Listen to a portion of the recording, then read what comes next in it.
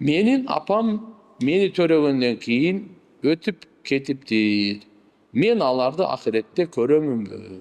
Имандуулар барды көрүшөт. Имандуулар барды көрүшөт. Төрөгөндөн кийин апасы өтүп кеткен экен, Алла рахматына алсын. Апасын көрбөй калган экен. Аң сезим, акыл эси жетпей калган учурда карап.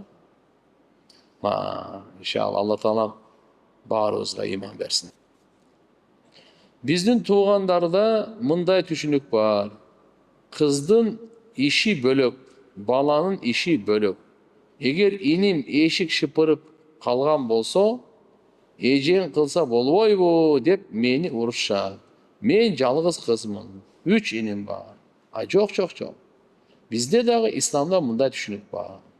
Баары бири-бирине жардам берет деген. Сиздердеги түшүнүк кичине башкачараак экен, бирок бизде дагы ушундай бир түшүнүк бар.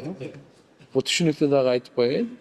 Исламдагы түшүнүк бири-бирине жардам берүү. Өзгөчө кыздарга ырайымдуу мамиле кылуу. Аларды оор ишке эмес, оор иштерди эркек кылып. Наоборот, ишти кылганда жарышып кылуу деген бизде түшүнүк. Кимиси караса мисалы, эми албетте эркекке Алла Таалам күч кубат берген, аялдарга караганда физический жагынан дагы, башка жагынан дагы эркектер күчтүү. Ошон үчүн эркектин көбүрөөк ишти, кызматты эркек кылыш керек. Чет мамлекеттерде кийим тиккендерди эркектер эле тигет.